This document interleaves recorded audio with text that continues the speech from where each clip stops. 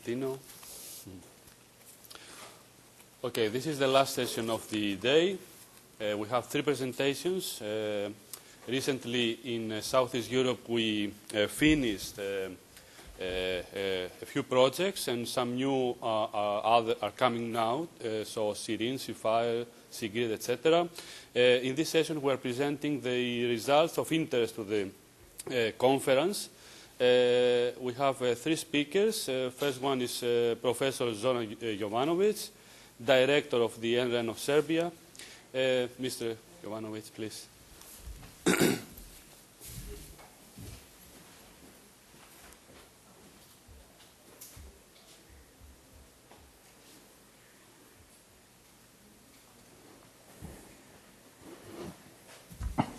Zoran, if you wish, point here. Kindly ask you to switch off the telephones and the volume of your laptops.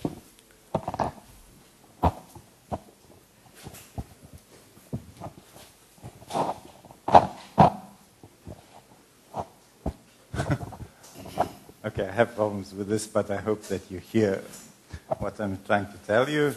Okay, I'll present the results of the Siren 1 and Siren 2 project, especially just trying to show the differences that exist between those 2 projects. And just to give an overview of what is going on in national research and education networking in Southeast Europe. The co-authors of this paper are Jorge Sanchez, that was the coordinator of Siren 1, and the coordinator for the first phase of Siren 2. Unfortunately, he's not anymore in the NREN business. And Pavle Vuletic, that is here, and Slavko Grajin from University of Belgrade. But of course, the whole story is related to all NRENs in the region that are pushing forward and trying to build an infrastructure compatible with the GÉANT infrastructure in Europe.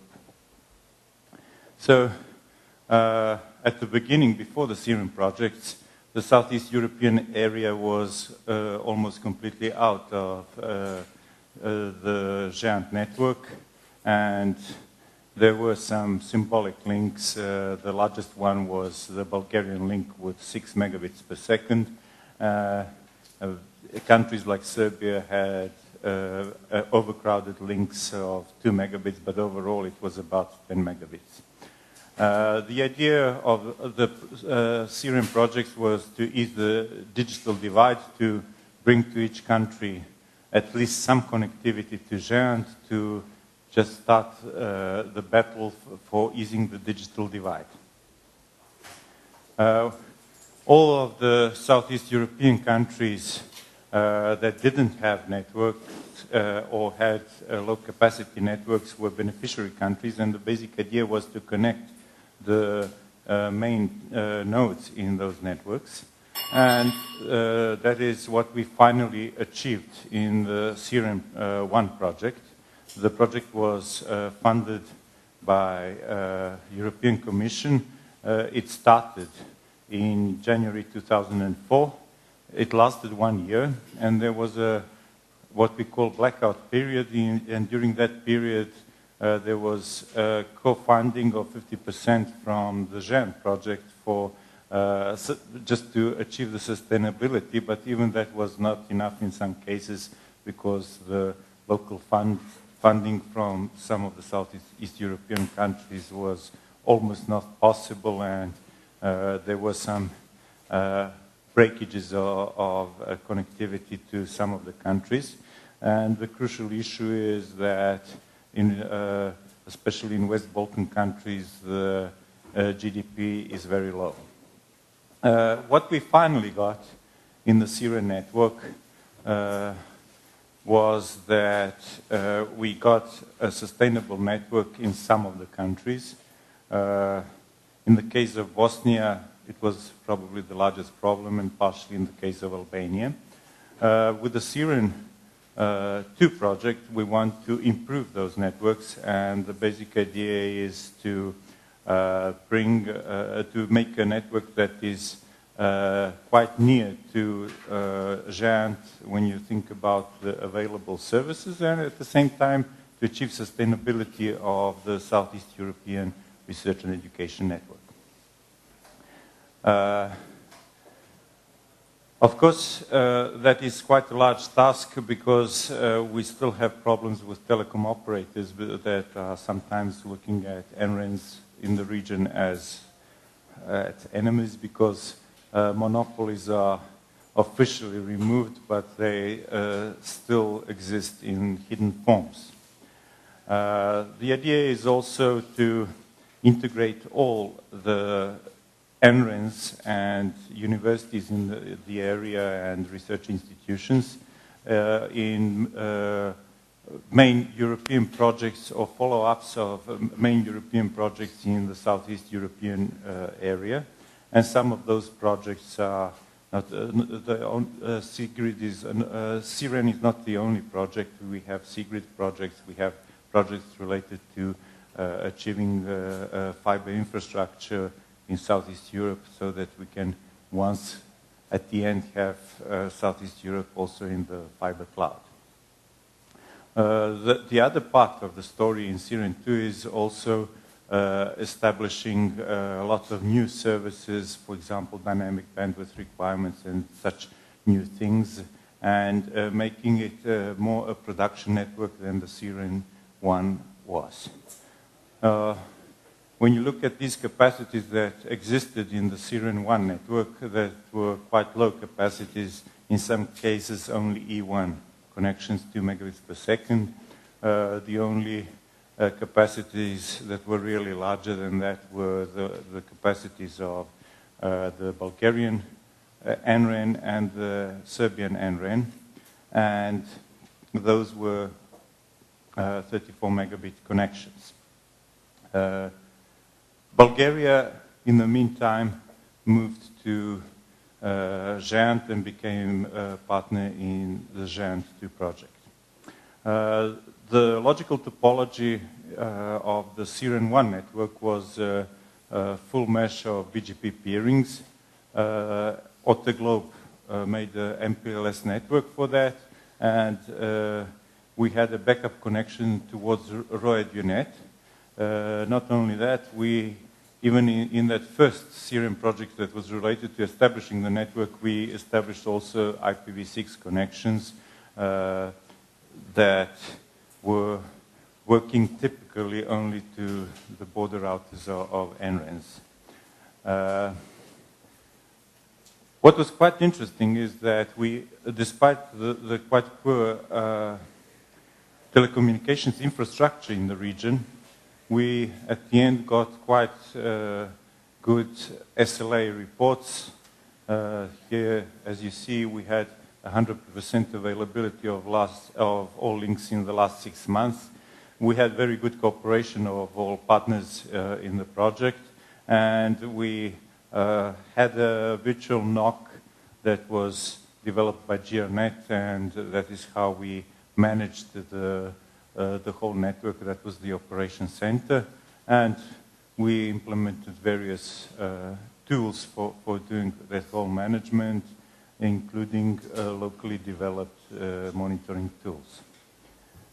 If we compare CEREN 1 and CEREN 2, as you see, CEREN 1 was mostly devoted to establishing the network and just trying to use some new things like IPv6, establishing help desks, MPLS, and such things.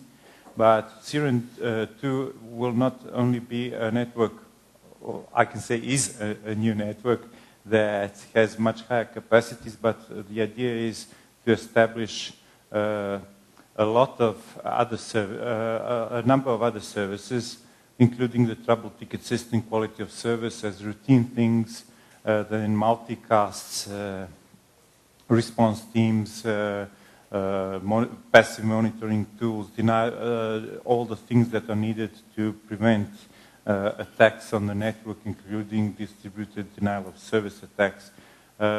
We have a lot of now new video conferencing equipment. We started with video streaming, and we used it in e-learning applications. IP telephony is a tricky thing because we could be in danger from the telecom operators. Directory services and eduroam are additional things that are going to be implemented. So at the end now, the physical topology of CERN2 is a little bit different than from CERN1. The new thing is that the Bulgarian NREN became a member of GEANT. The other new thing is that Montenegro wanted to participate in the project as an independent partner, so they created the Montenegrin Research and Education Network called MREN. And the crucial new thing is that maybe we have the largest change in a country when you think about the capacities that can appear in national research and education networks. That is the case of Bosnia, where we are switching from almost no network in the country directly into dark fiber and to 1 gigabit per second Giga Ethernet on those connections. We expect the finalization of the negotiations in 1 month and establishing such a connection. It is quite interesting that all the partners in Bosnia agreed about that, and we made a breakthrough by involving all universities, all major universities from the country. As you see, there is a 155 megabit per second link. Initially, the basic idea was to establish a connection of the NREN of Serbia to Athens, but then we came to a solution that resolved some other problems, and that is a solution where we have actually a connection from Belgrade to Sofia and from Sofia to Athens. And by establishing that intermediate node, we establish also fault tolerance both for the Bulgarian NREN and for, and as you know, there are then in that case different paths because there is a connection in GEANT between Sofia and Bucharest. There is also a cross-border connection, a dark fiber cross-border connection, quite interestingly the first one in Southeast Europe, that was established between Subotica and Szeged, between Hungarnet and the NREN of Serbia. It is connected to the dark fiber internal network of Serbia, and at this moment it is, I can say, in a test phase where we have an interconnection just between our two networks, but we have assurance by the people from Dante that quite soon we will have also routing through the GEANT network, through that dark fiber connection. As you see at this moment, we already have this STM1 linked Belgrade-Athens through Sofia, overcrowded, and the 155 megabits per second is not enough for the whole network. As you can see, this was the connection of autonomous systems before the start of CERN2. We had a CERN POP in Athens, and we had all the connections through GEANT. The Montenegrin Research and Education Network was also connected to Belgrade as it is in CERN2, but we will have new systems, and of course the introduction of the Bosnian dark fiber network is quite a large improvement. And on the other hand, as you see, ISTF is now connected both to CERN and to GEANT through this solution that we implemented. And not only that, we already had a problem in the network where the whole configuration of our CERN2 network was tested. There was a problem with a CERN2 router in Greece. And as you can see, the problem that appeared there didn't reflect the network completely because the traffic was routed through the Bulgarian link to Romania when this whole problem happened. That was a proof that the whole concept of Siren2 works very well and that the whole configuration has been done in a good way. And of course, one of the crucial persons in that whole story was Vedrin from ISTF from Bulgaria. That was probably the most important person in establishing that intermediate node in Sofia that made our Syrian network fault tolerant and that helped at the same time the Bulgarian network to be fault tolerant because it had only one giant connection before Siren2. That was my presentation.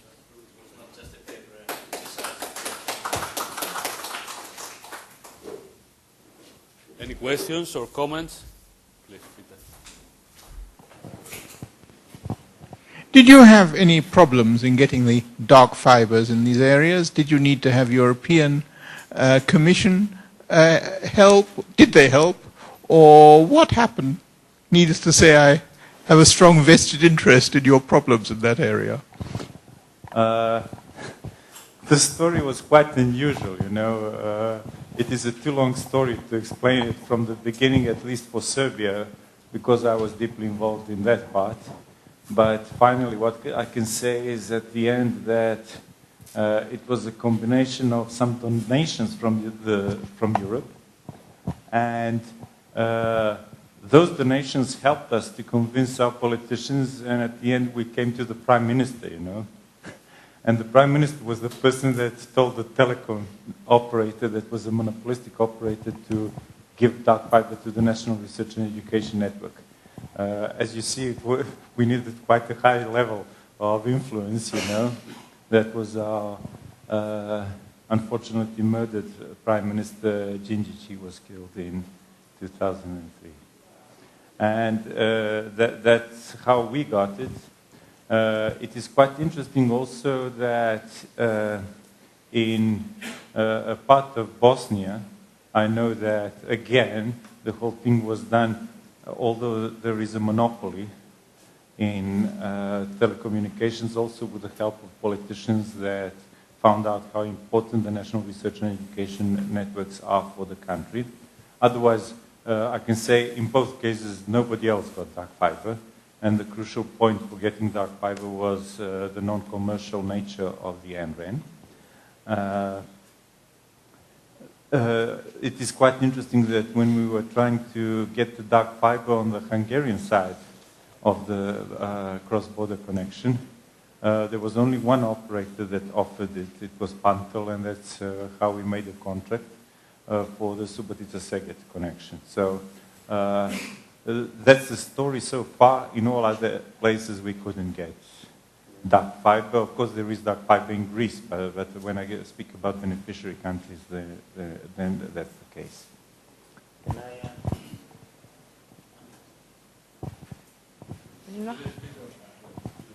I actually had a subsidiary one.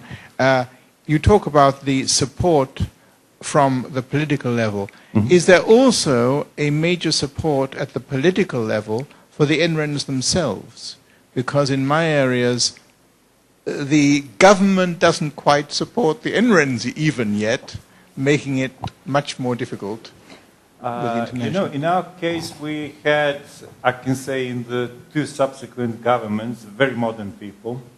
One was working in Singapore before becoming a Minister of Science. In our case, the Ministry of Science is responsible for that.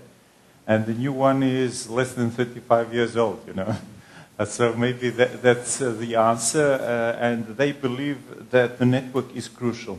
We already have, for example, in the case of Serbia, we have a very advanced service where we have about 13,000 journals in electronic form in full text on the network, and it is paid by the government. It is quite a significant amount of money that our government pays for that service. And all the scientists, professors are using those journals. We are not buying paper journals anymore. And at this moment, maybe that's the most important driving force for the NREN. Peter, for all the cases that I know in Southeast Europe, of course it's very important the political support, but I think this is only a result of a person, a champion in the country.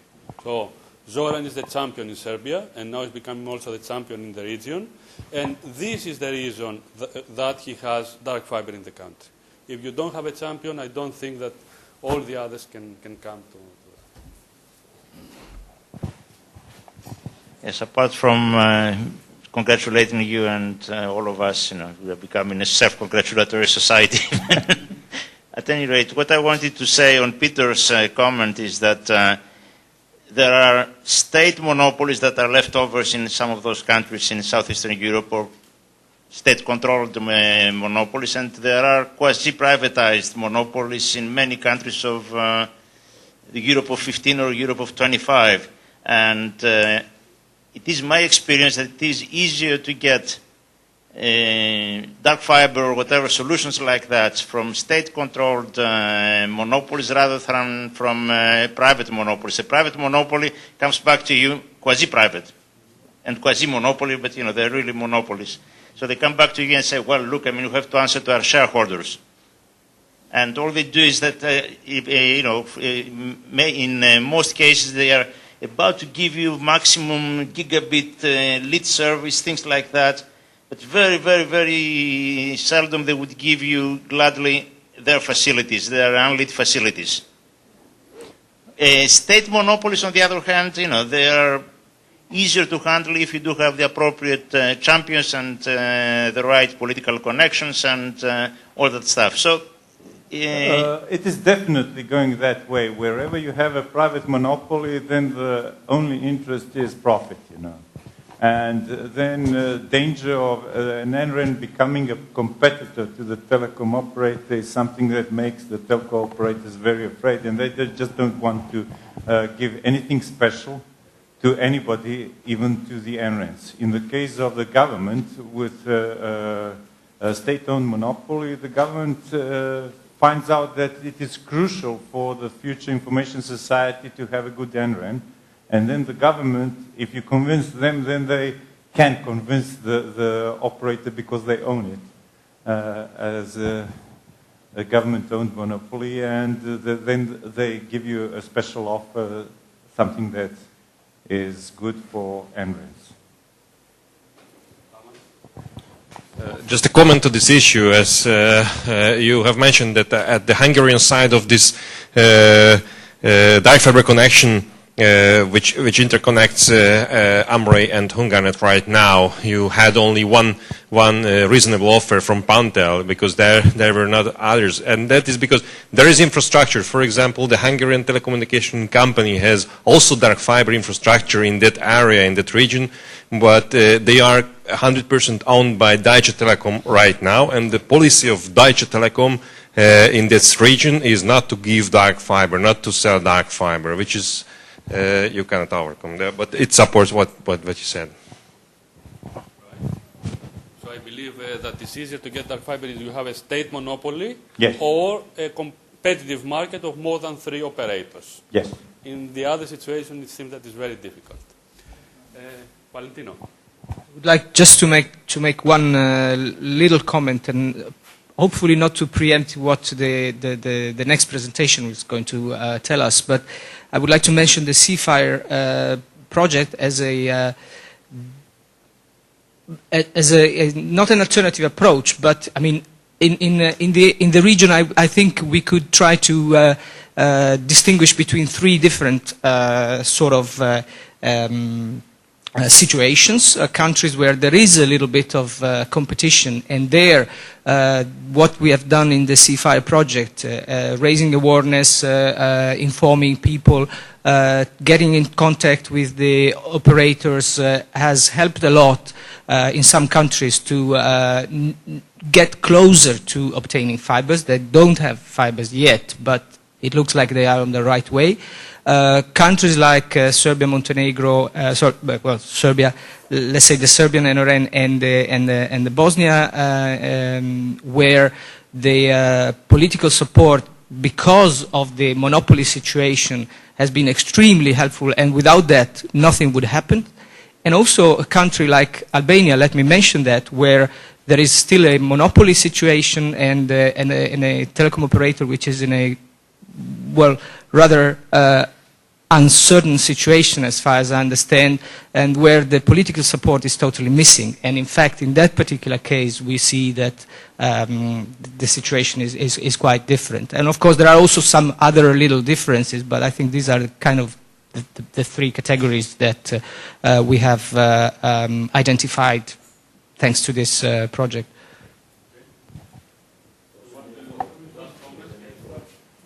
Last question about that.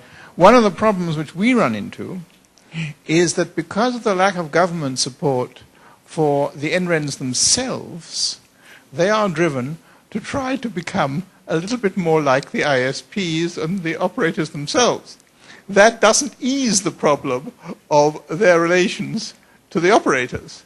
Have you encountered this one too? And if so, how have you solved it?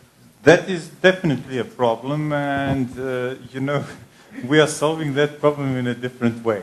On one hand, we have contracts with Telecom where it is explicitly written that it is for non-commercial only for the National Research and Education Network. And we cannot do any other type of commercial services, and we don't have any idea to earn money doing it that way. So that helps. Otherwise, we could not get dark fiber, for sure. The other thing that we are working is appearing on the commercial market in developing software for the commercial market and earning money that way for the people. Otherwise, you could not keep the best people in one place, you know, with the governmental funding of the NREN.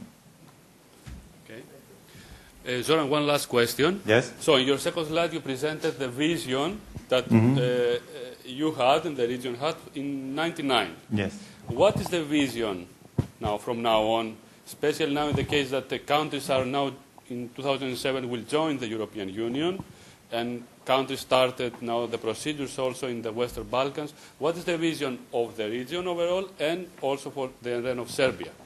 What I believe is that in the region, it is maybe most easy to develop a dark fiber network because there is dark fiber in the area, and we can go with how the chestnut people call custom empowered fiber, or, and that's probably the best way to go further.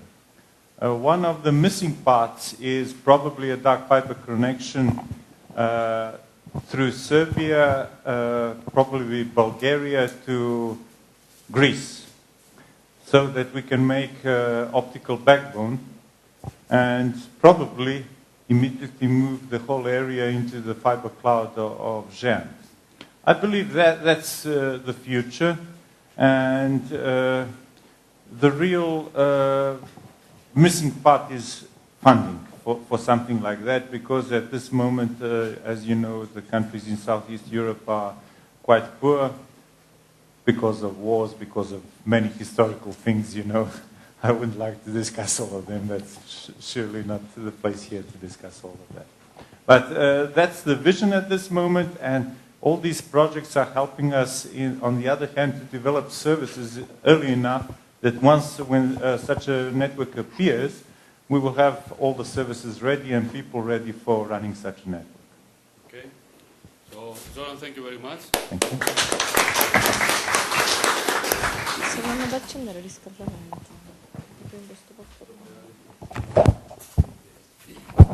Next presentation is from Pavle Vuletic, also coming from the Serbian NREN. Pavle is becoming one of the experts in the deployment of dark fiber, and he was one of the key players in the C-Fire project.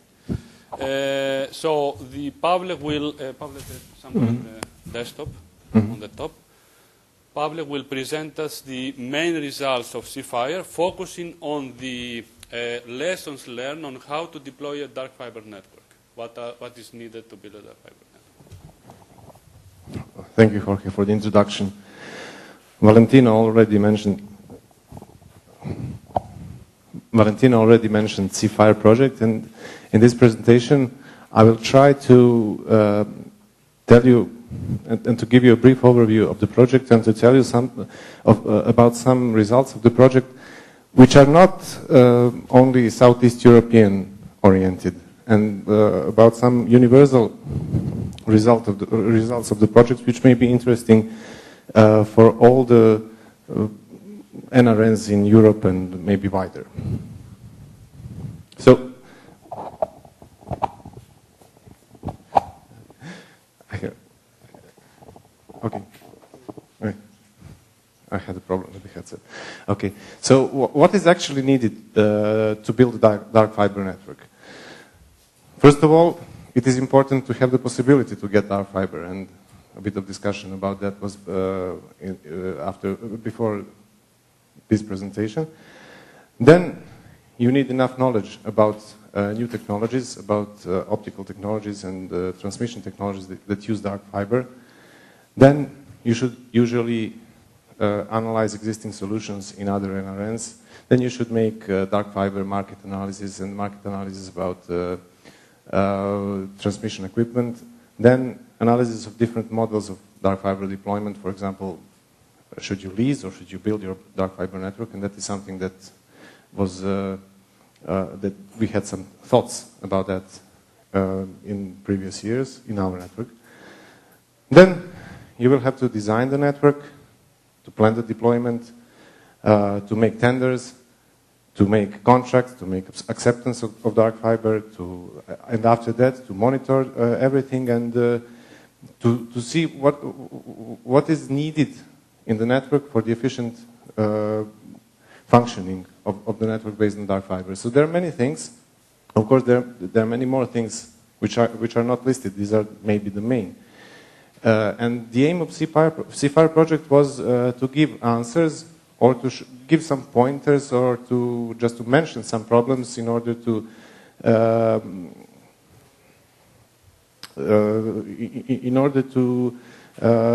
boost the successful dark fiber deployment.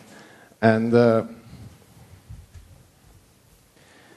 this project, now a little overview of the project. This project was funded by European Commission, and it lasted until the end of February this year. The partners in the project were the partners from the Southeast European region, and Terena and Dante and Chestnut, which are not in that region, as institutions which gave their support and their knowledge in some parts of the project. The aim of the project was to study options for the options available for acquiring an optical fiber network infrastructure and strategies for the development of research and education networking in Southeast Europe. Here I put the site of the project, which is still alive even though the project is finished, where you can find all the interesting resources and documents that we made during the project. What was the background? You've heard in the previous presentation.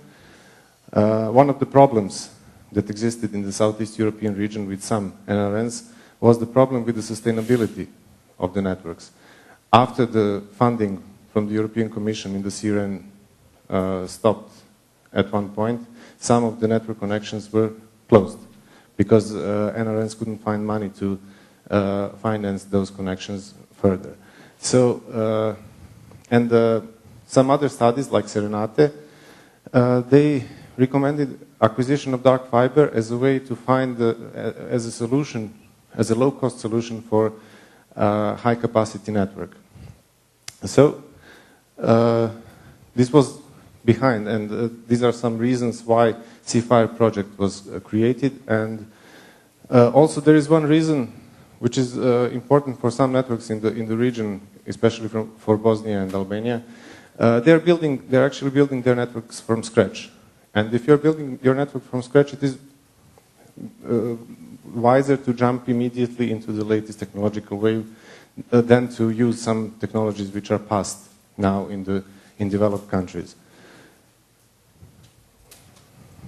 So now I will present some results from the technical part of the project.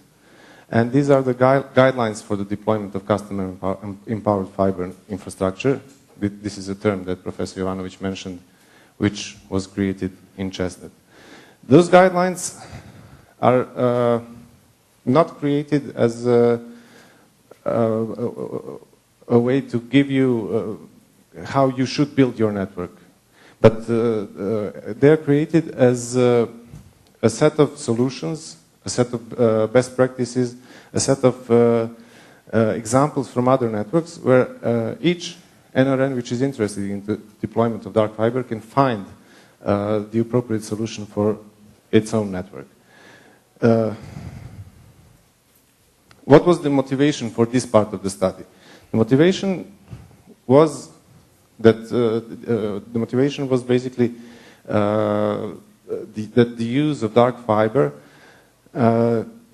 makes some changes into the functioning of the NRN and of the network, and because NRNs have to take care about different issues. Before, if you have network based on telco operators, well, what you have to do, you have to bring the serial interface, the connection to the serial interface, configure IP addresses, configure routing, and that's it. Basically, the most of the job is on layers 3 and up.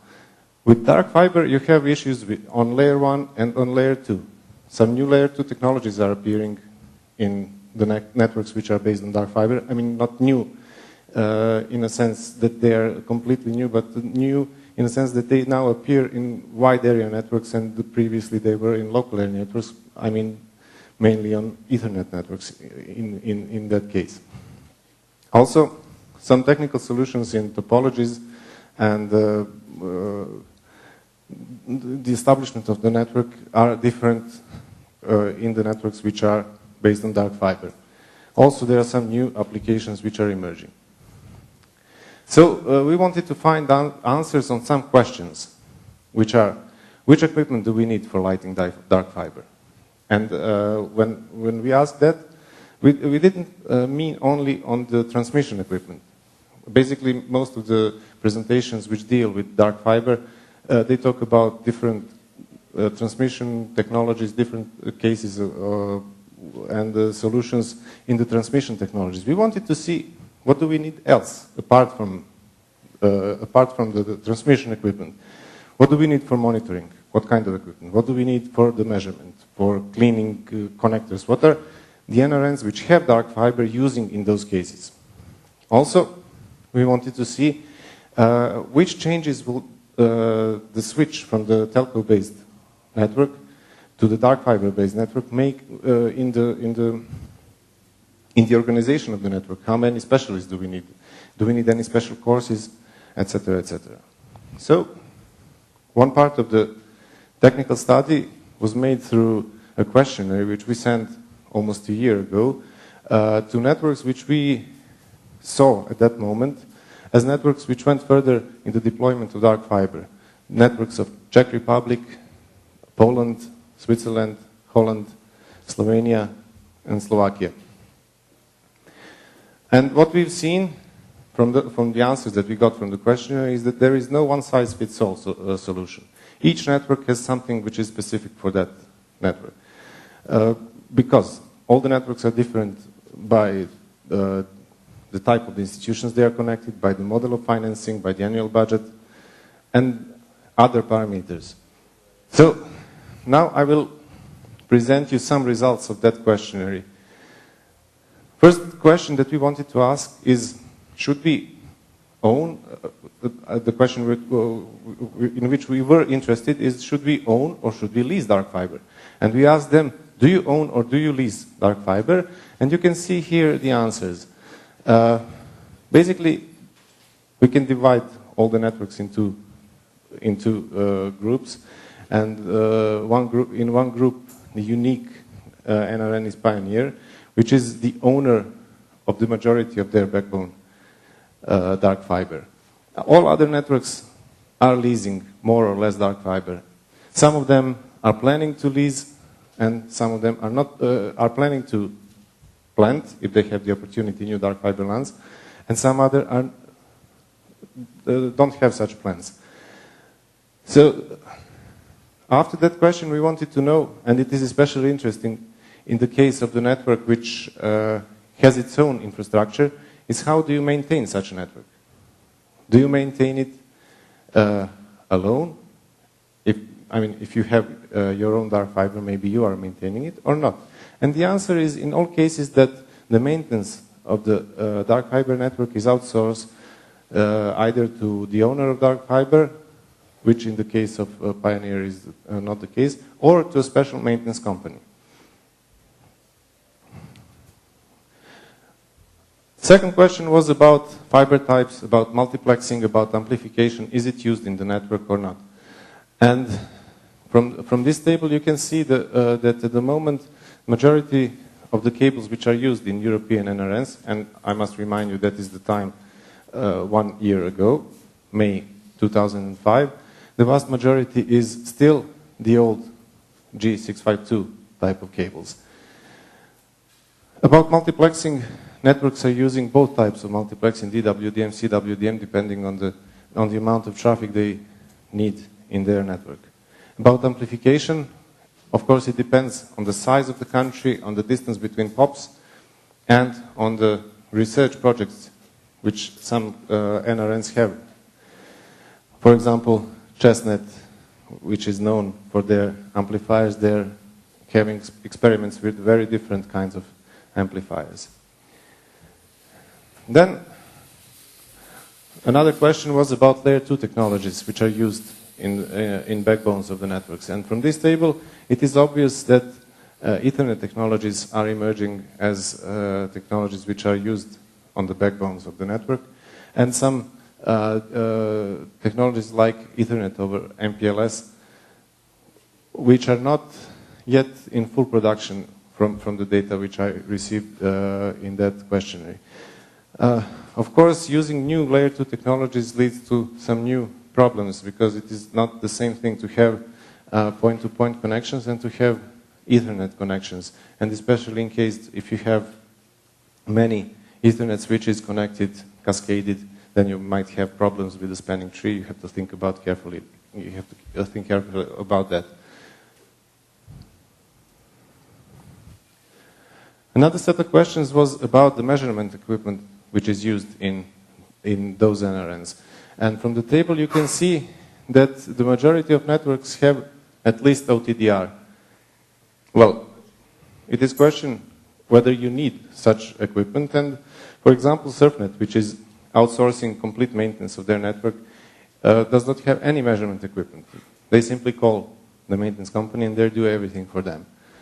While the majority of other companies still have OTDRs, I guess, in order to see what is happening in their network and to measure their lines independently from the company which is leasing dark fiber.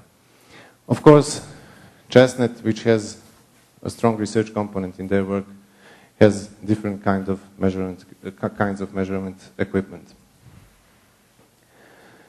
We also wanted to know if NRNs are using any cleaning equipment, and we got different answers. Some are not using anything, and some of them are using almost everything.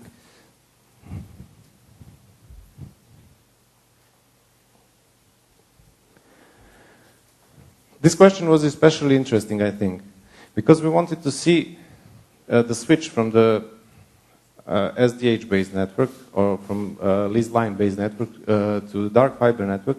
Does it require any new specialists? I mean, it requires new knowledge, it is obvious. But does it require some new engineers which are different from the engineers that existed in the network before?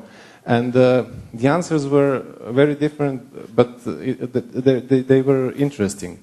For example, Sanet, which has the whole backbone of their network on dark fiber, Sanet said that they don't have any fiber specialists. Mainly, the answer is such because all the engineers that were previously configuring routers or switches were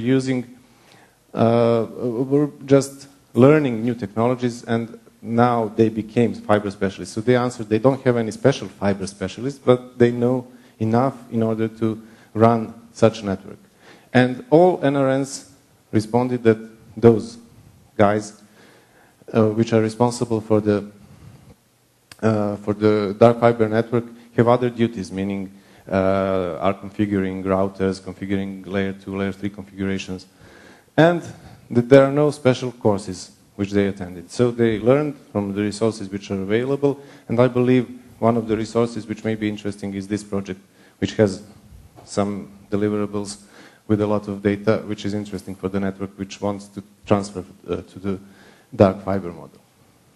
The last question was about the experiences and the reliability of the network. And from this table you can see that the number of unexpected or unannounced incidents in the past 3 years was very low. This means that the networks which are based on dark fiber are really reliable and that there are no many problems. I must say in our network we have the highest number of unannounced or unexpected incidents, but that number is due to the bad communication that we have with our operator. Because when some of those incidents happened, they told us, well, we knew that, but we didn't inform you. So the network is very reliable. Some other parts of the deliverable, and this is not a small part of the deliverable, gives examples of the existing solutions in different networks. There are examples, and which are interesting especially from the chestnut because they have various kinds of connections. Examples cover different technologies, CWDM, DWDM, gigabit, 10 gigabit lines on different lengths of spans. So it is interesting for other NRNs which don't have dark fiber in their network because they can learn from those experiences, they can see the solution which is working, and they can have more confidence if they want to deploy some of these solutions in their network. What is also important, and what is one of the things which I mentioned on the first slide, is that you have to tender for the equipment, or you have to tender for the dark fiber. Deliverable 2.2 from the project has about 100 pages of different procurement documentation. Procurement documentation from GRNet, Chestnut, and from Gent, made by Dante. That procurement document has many interesting things which can be implemented in other countries because tendering procedures are relatively similar, or in the countries of the European Union they follow the same procedure, so they can, the large parts of the documentation can be reused. And for example, what we used is in the CRN2 project, with some ideas from the chestnut that we have in this project, with some ideas about what to ask at the acceptance procedure for the dark fiber, when we've been considering that for Bosnia, for that dark fiber solution. At the end, I would like to mention some other achievements of the project. And this is first the benchmark of the existing and potentially available dark fiber in the region. Then there is a detailed analysis of the technical options available for the deployment of dark fiber. Then the study of regulatory or legal issues in the Southeast European countries related to the dark fiber use in NRNs. And there is an economic model, and there was part of the information dissemination about dark fiber and how to use it. So a bit more details about these things.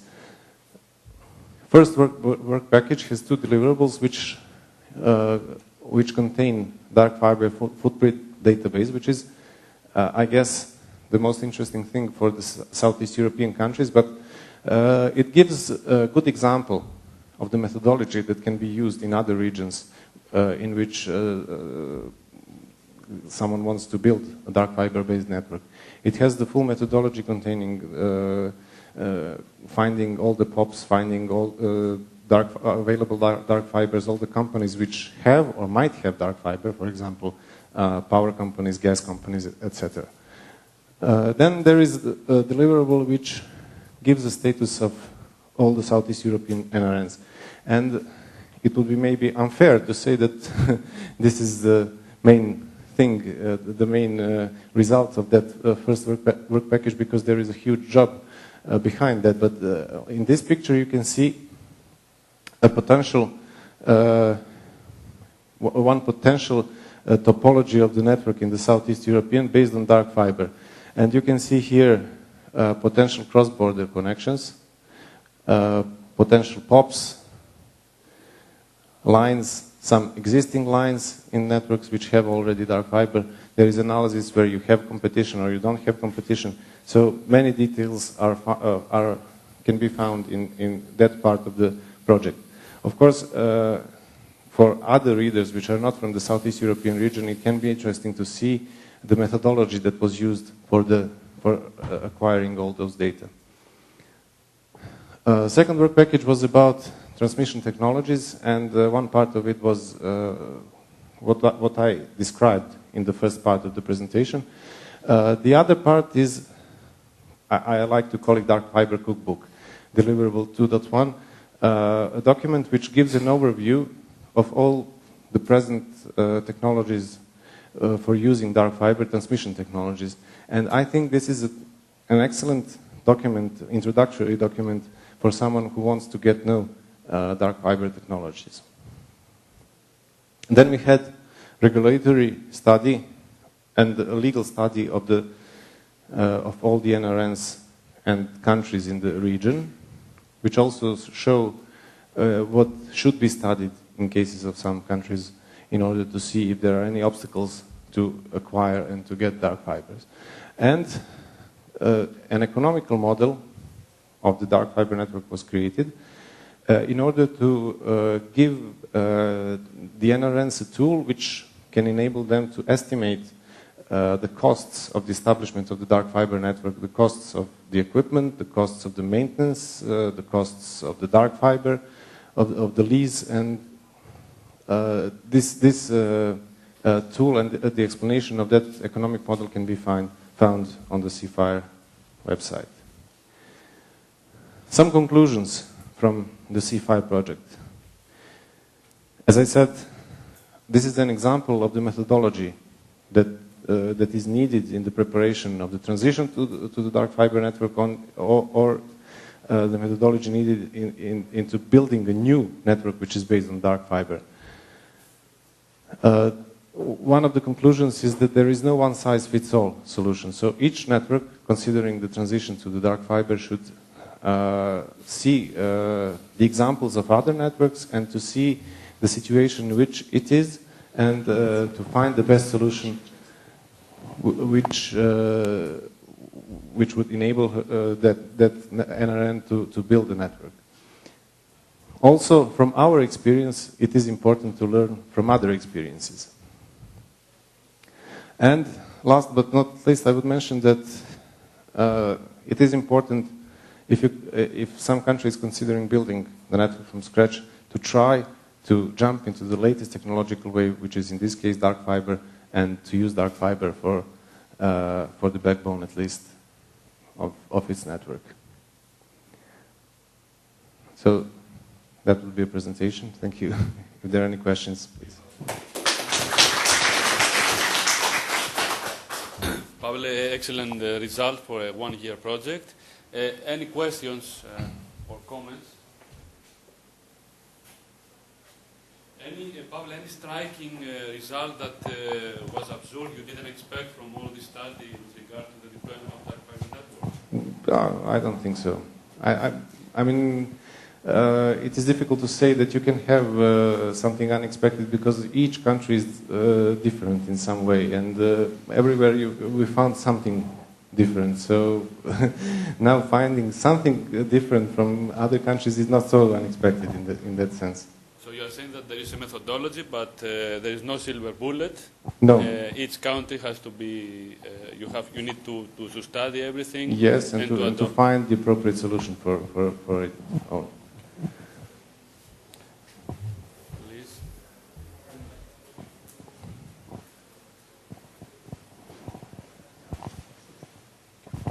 Is there any interest in the region in launching your own cable, for instance, in metropolitan areas for access? Launching a?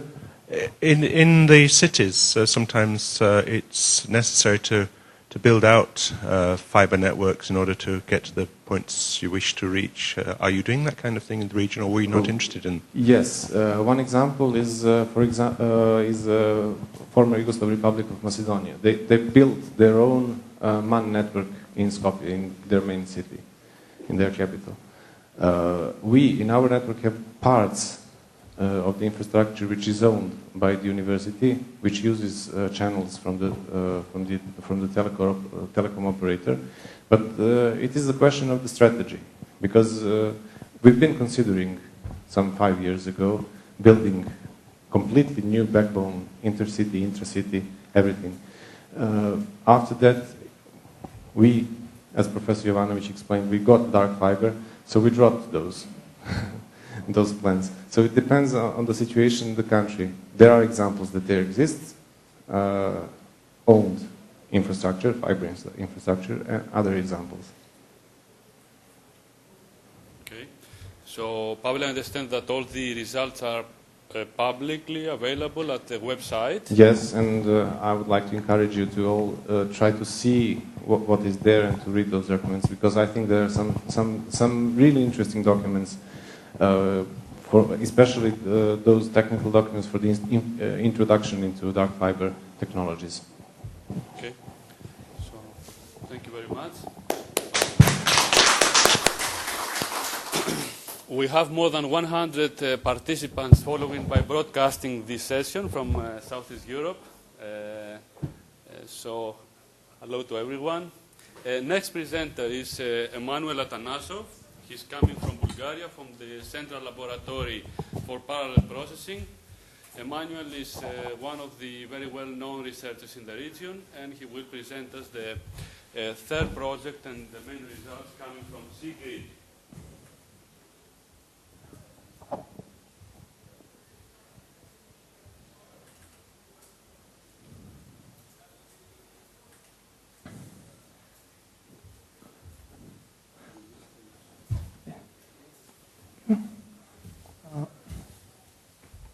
I'll have this presentation on behalf of the c2a consortium, which includes many countries from Southeast Europe, and also CERN participates.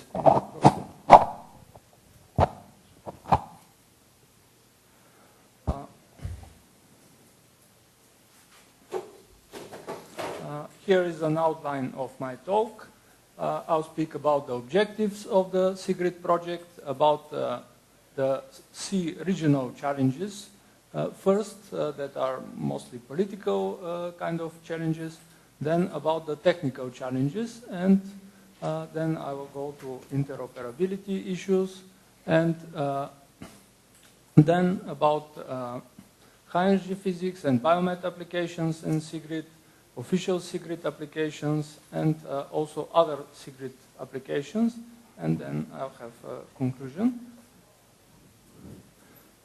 So what are the objectives of c2a? We want to integrate the Southeast European national grid initiatives in the pan-European and worldwide grid infrastructures to establish a seamless and interoperable pilot grid infrastructure that will expand and support the European research area, to create a human network in the area of e-science. You can see here the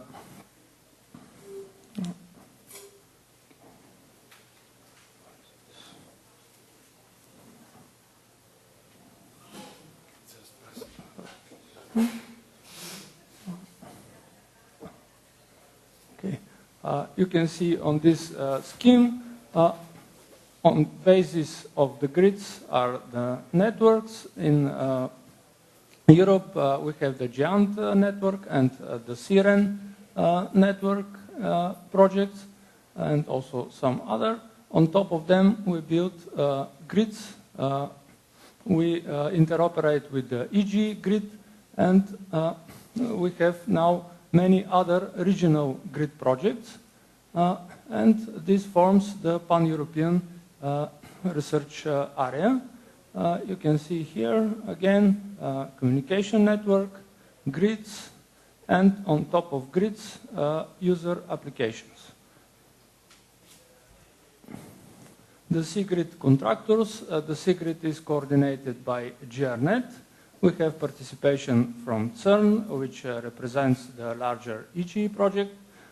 We have several countries that also participate in EG, and we have several other countries from Southeast Europe that are called so-called beneficiary countries, countries that benefit from the expertise of the partners that participate in EG project. So we have several regional challenges. In order to develop infrastructure in greenfield regions, like Southeast Europe region, we need coordinated and complementary actions. We observed that evolution steps can be fast-tracked but cannot be skipped altogether. And because of the available infrastructure and resources, the types of resources that we have, we need to make provisions for alternative technical roadmaps.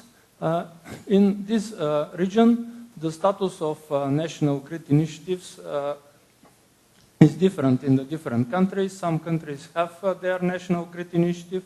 Some countries at the beginning of the project didn't have such national grid initiatives, and not always these initiatives are funded. We also had several technical challenges in C-grid. The most important is the underdeveloped network infrastructure. Some of the countries even didn't have NRANs. Other countries had limited connectivity at the beginning of the project. Here you can see the status of the network at the beginning of the project.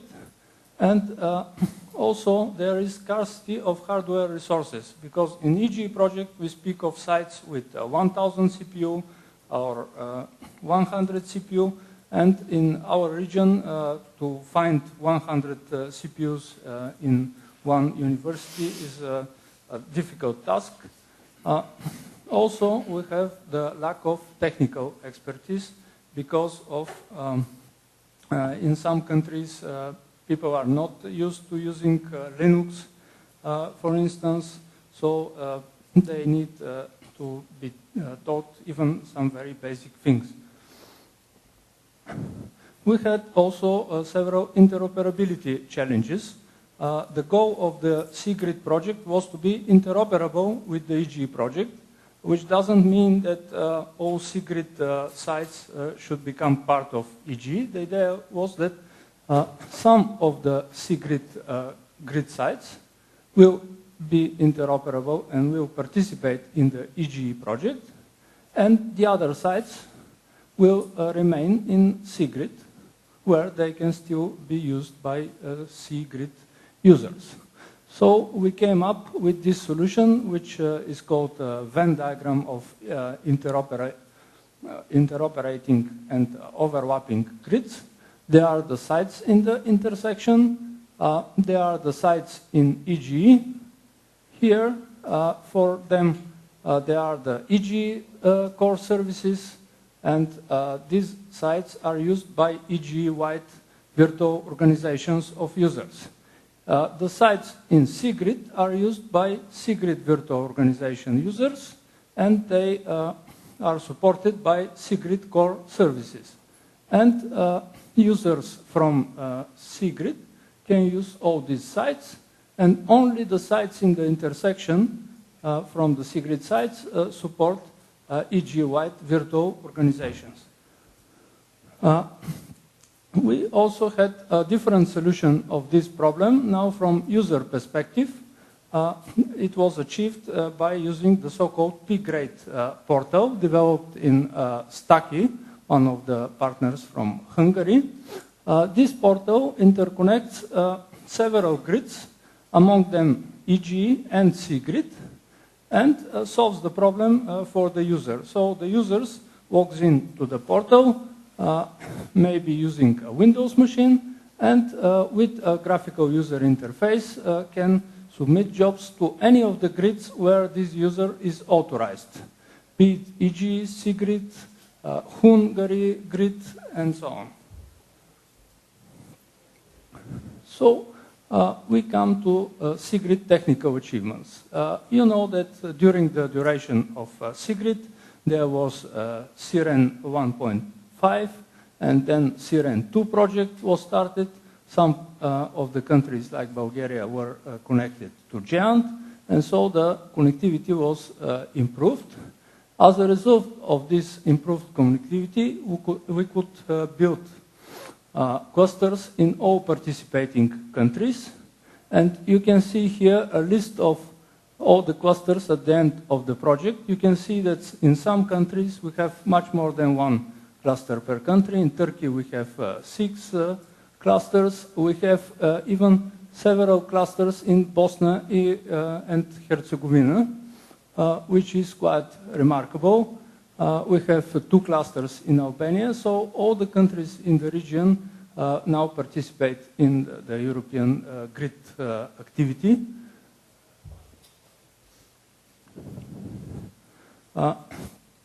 So in the end of the project, we have a total of 450 CPUs and more than 5 terabytes of storage. The largest Sigrid clusters, you can see their names. They are from Serbia, Croatia, Macedonia, and Turkey. They participate in the EG production service. And being there, they can support the activities of EG-wide VOs like Atlas, CMS, ALICE, LHCb, which are related to the so-called Large Hadron Collider in CERN. And also, they support the Biomed virtual organization, which deals with applications from the domain of biomedicine, drug discovery, medical imaging, bioinformatics, and so on.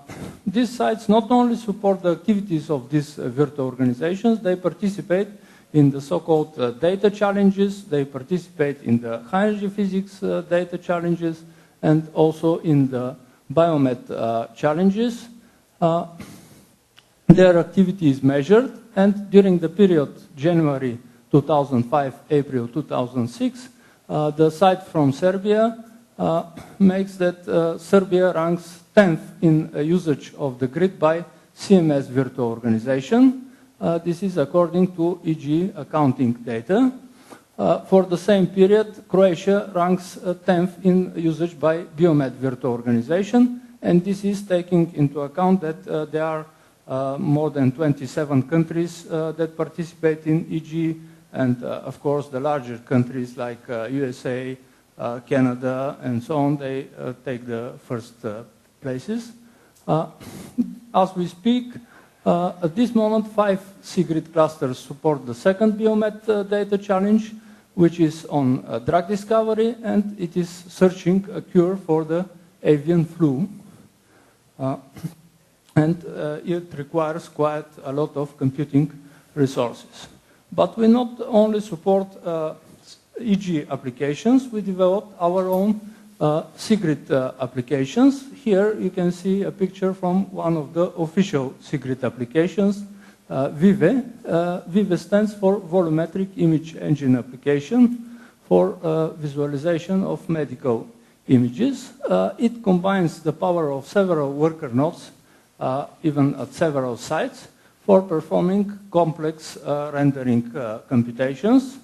For this application, there was this problem that the startup time must be acceptable for the user. The user cannot wait for some grid job to start on some worker node, because waiting time may be several hours. But a special portal was built for this application, and this portal controls several jobs that are ready to perform the computation when they are needed. So this problem was solved. There is another Sigrid official application, the search engine for Southeastern Europe. This is on-demand and customized search engine. For this engine, a portal at Turkey was built, and if the user needs to perform a search, let's say for something in Bulgaria, he or she enters the search in the portal, and from the portal a job is submitted to a Bulgarian cluster so that the search can be performed from the worker node here around Bulgaria. This application deals with the fact that network connectivity inside the country is much better than network connectivity in the international connection. So searching for data in Bulgaria would be much faster performed from Bulgarian cluster than from cluster from, let's say, Turkey. Apart from the official SIGRID applications, there were many other applications run by SIGRID users. So we were using this infrastructure in an efficient way. One of the applications that was developed at our institute and was run on the SIGRID infrastructure was the so-called ENVMod application for environmental modeling, for modeling air pollution. This application can predict the pollution in some moment of time if it has enough input data. This application deals with data about the whole of Europe plus part of Africa and Atlantic Ocean, and it can predict pollution after several weeks. Let's say you can see that Italy, this picture doesn't look very well. This application has to deal with the transition from high-performance computing to grid computing. It was run on high-performance clusters or in supercomputers, and now it is performing the transition of the code on the grid. It uses MPI. Here is another SIGRID application developed at our institute. c2a is stochastic algorithms for ultra-fast transport in semiconductors. Here you can see the picture of the Wigner function in gallium arsenide. In order to obtain such a picture, complex Monte Carlo simulation needs to be performed.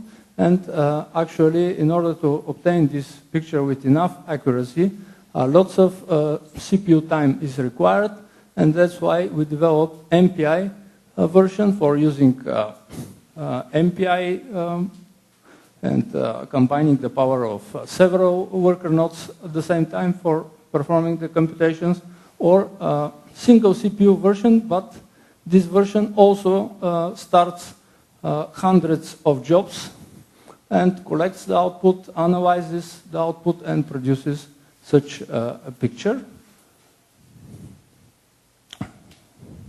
So you can see the conclusion from our work in SIGRID.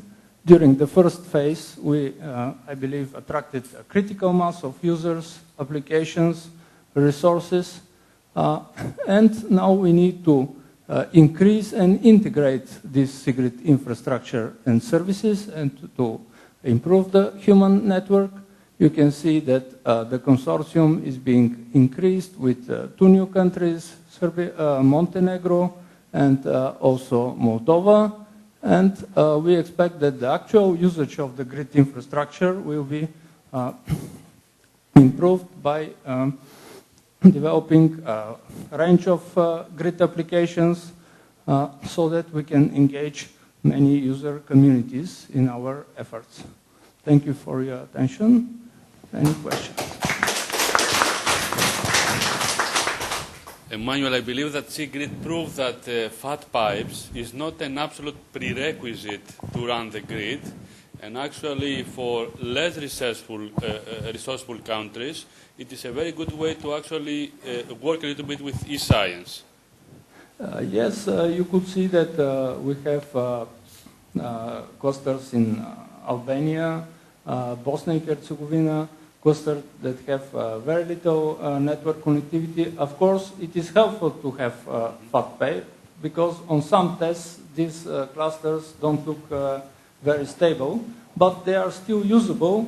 And actually, in some of the counting data, you can see that the Albanian cluster was used quite a lot by one of the applications because this application didn't need so much network bandwidth.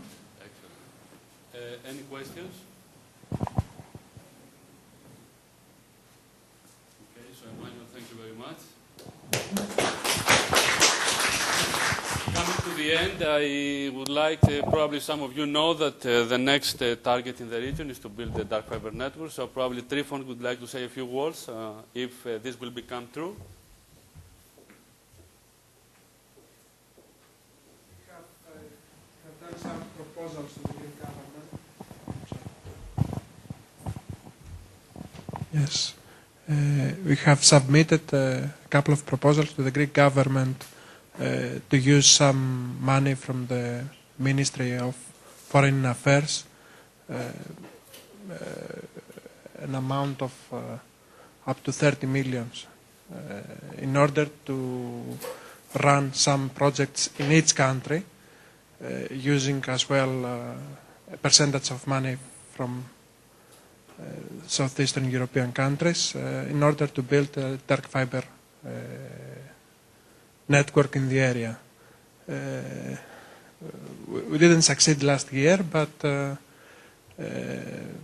tomorrow the general secretaries in Greece are going to have a meeting, and they are going to examine for another time the Silite project, and we hope at the end of the day tomorrow to have good news for the area in order to upgrade the Siren 2 connections.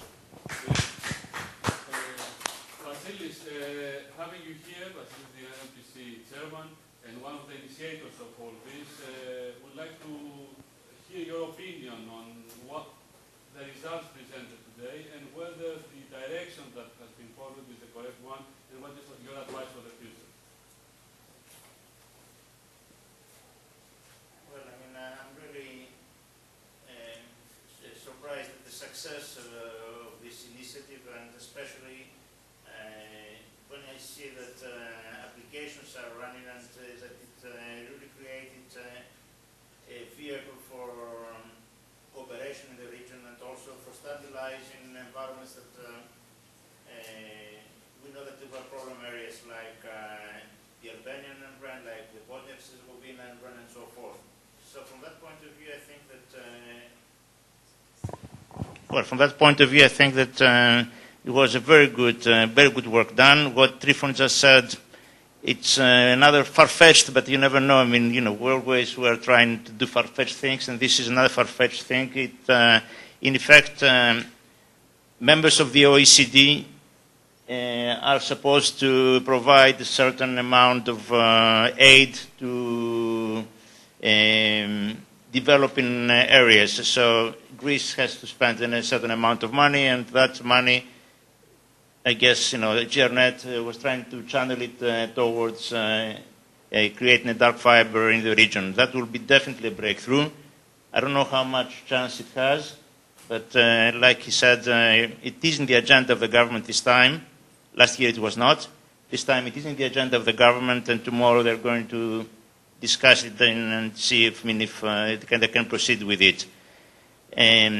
What I wanted to add is that from the NRANs that broke into this Siren initiative, 2 of them are pretty mature to the point that they could easily become full members of the PC of the NRAN consortium, of the GEANT consortium.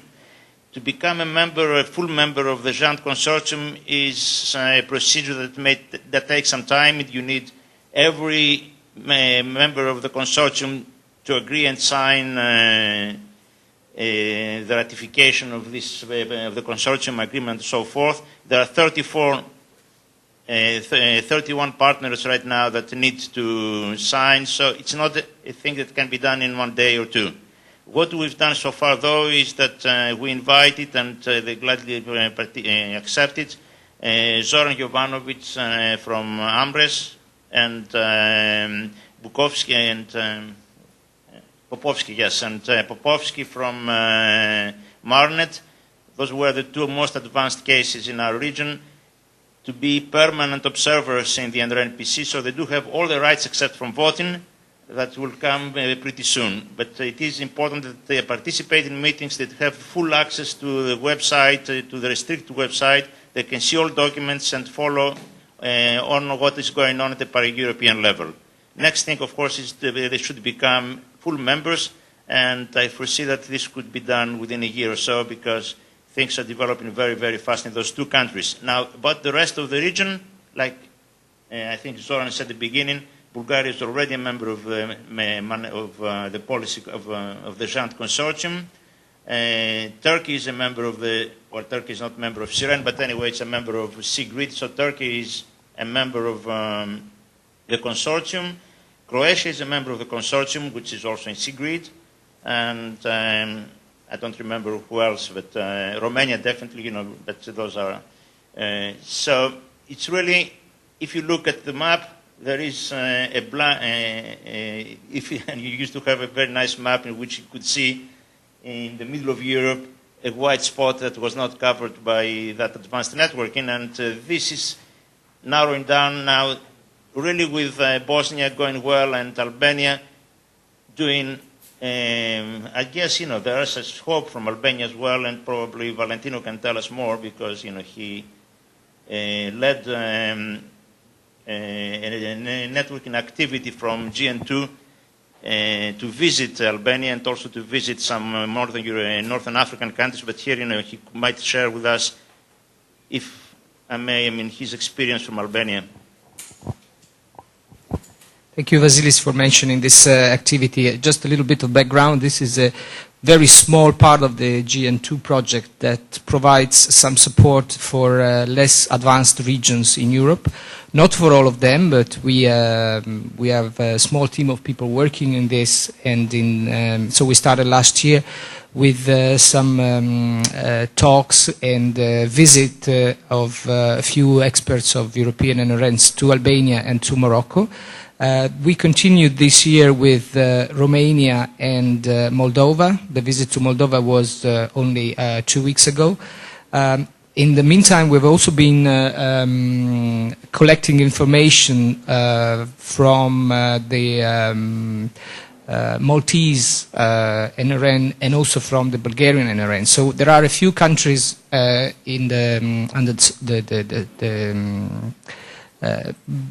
being followed with some attention.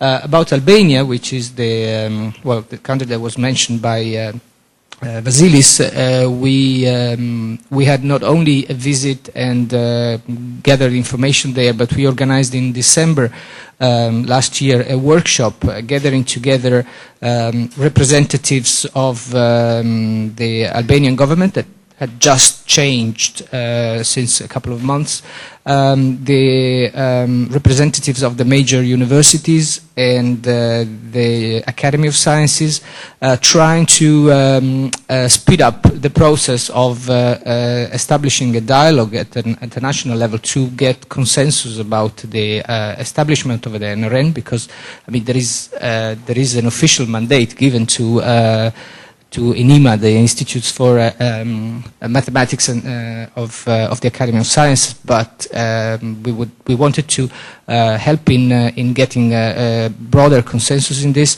And I heard that I think last week there was the first meeting of the technical committee trying to define the technical aspects of the research and education network of Albania. So I think there is some progress in that respect. As I mentioned before, Albania is still a critical situation, because even the new government does not seem to be willing to support, or probably there is some work to be done there to really raise awareness and make sure that they understand the importance of the NRN in the country. Of course, also the situation with the telecommunications sector is particularly difficult. There are a number of difficulties in that respect, but we would like to make, to help the region to find a sort of minimal uniform level, at least, to be able to interact and to work together and collaborate with the European research and education community. Okay. So it was a pleasure to have you in this session. Let me add one point. Yeah. What we found out through those expeditions, if you wish, is that it is important not only to talk to centralized units like what you call an NREN or whatever. I mean, it's also important that you talk to the main users, and the main users and the important users are the universities.